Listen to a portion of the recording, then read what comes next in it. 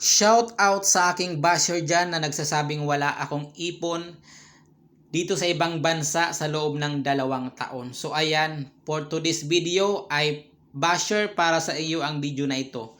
So ayan, nakita nyo yan ang aking Bolt. Panasonic yung kanyang brand. Ayan.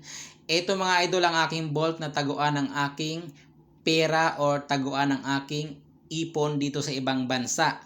O di ba basher, naka-Bolt ang aking pera? Sana all naka-Bolt.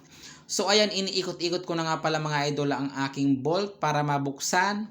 At syempre naka-password po yan. At eto na nga pala mga idol, lumagatik na siya, kaya ayan, na-open ko na siya. At syempre dadahan-dahan natin pag-open para ma-surprise yung ating basher. Charan! So ayan nga pala mga idol ang aking counting ipon dito sa ibang bansa. Ayan. O ano masasabi mo diyan, basher? May ipon ako o wala? 'Di ba? Ang lakas ng loob mong mag-comment sa akin na wala akong ipon.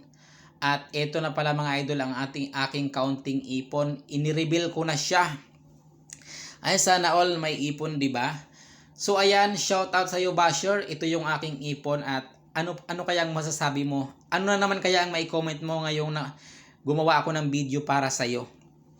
So bago ang lahat, gusto kong lang ipaalam sa aking mga viewers at sa lahat ng makakapanood nito na hindi ko po ginawa ang video na ito para magyabang or para ipagyabang ang aking kaunting ipon. So ginawa ko ang video na ito mga idol para sa aking basher, para malaman niya na nagkakamali siya. At siyempre ginawa ko ang video na ito para ma-inspire yung ating mga kababayan na nagtatrabaho dito sa ibang bansa na mag-ipon din or kung paano mag-ipon ng paunti-unti, no?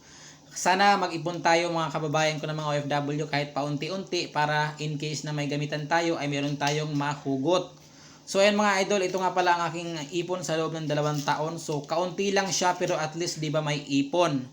So mas mahalaga talaga mag-ipon mga idol. At syempre, ayan, hindi ko po talaga ipinagyayabang ang aking pera na ito. Pinakita ko lang talaga or gumawa ko ng video para malaman ng aking basher na nagkakamali siya.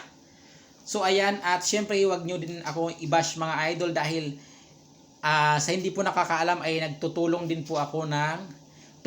ako sa mga nangangailangan ng galing sa aking sahod sa pagtatrabaho dito sa ibang bansa. So hindi pa ako sumasahod dito sa aking vlog.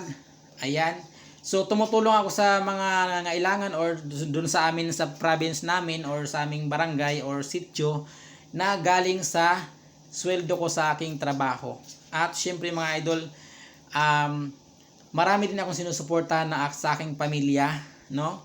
Sa aking papa at sa aking pamangkin na ginagatas ko at dinadiaper.